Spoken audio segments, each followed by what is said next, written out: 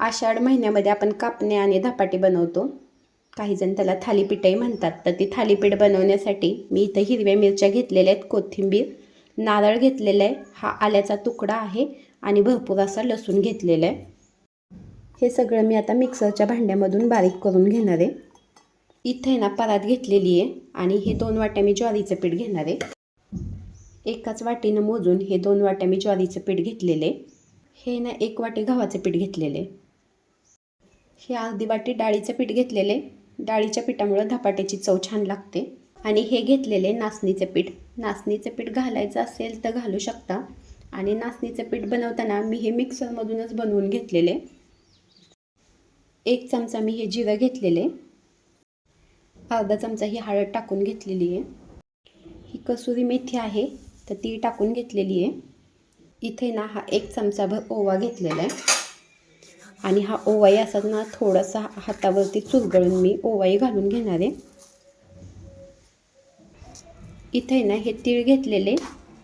1-2 चमचे मी हे तीळही घालून घेतलेले.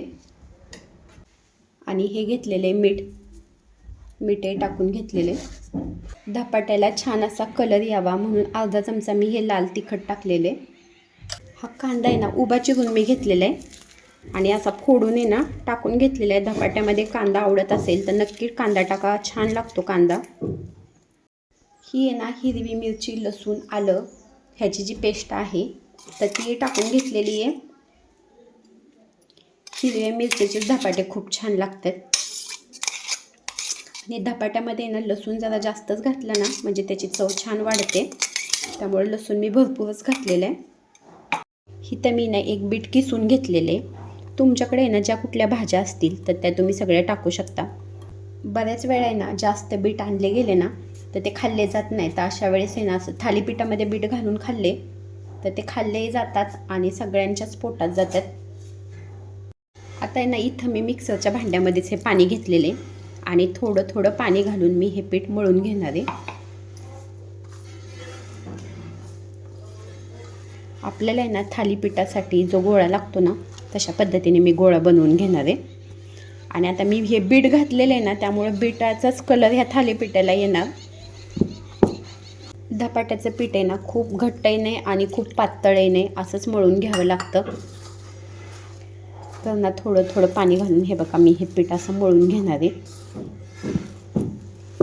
इथे ना जास्त घट्टही नाही आणि जास्त पातळही नाही असा मी पिठाचा गोळा मळून घेतलेला आहे. आणि 10 मिनटं हे पीठ मी भिजू देणार आहे. आता इथे ना मी हे कापड घेतलेले. कापड हे ओलं करून घेतलेले. तरी मी त्याच्यावरती पाणी टाकून घेणार आहे म्हणजे ना धपाटी पटपट निघतात.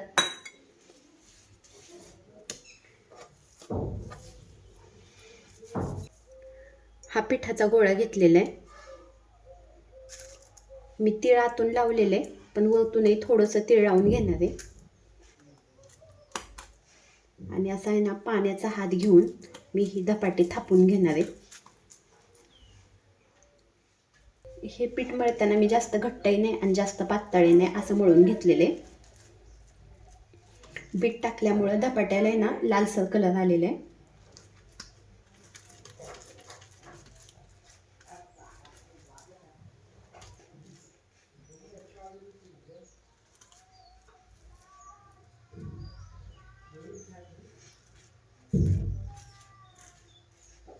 सगळीकडे ना व्यवस्थित तेल जाण्यासाठी मी हे बघा असं आहे ना बोटानेच अशी बोळं पाडून घेतलेली आहेत.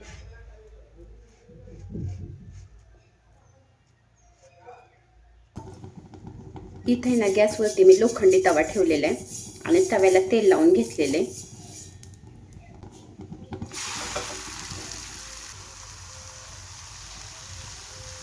कापडाला आहे ना पाणी लावल्यामुळे हे धपाटं लगेच पटकन हे बघा असं निघालेलं आहे. अजिबात कुठेही चिकटलेलं नाही.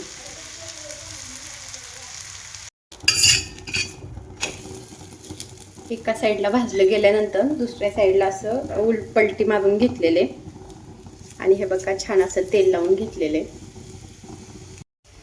बऱ्याच बायकांना रक्ताची कमी असते तर अशा वेळेस आहे ना हे असे पिठाचे थालीपीठ आपण नक्की बनवून खाऊ शकतो.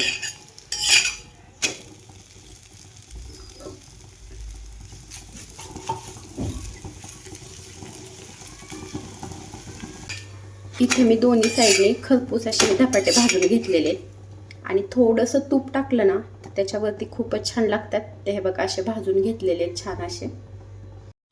हे धपाटे आपण लोणचं, मटकीची उसळ, दही ह्याच्याबरोबर खाऊ शकतो. दह्याबरोबर ते एक नंबरच लागतात. ते हे बघा असे हे धपाटे नक्की बनवून पहा, खूप छान लागतात.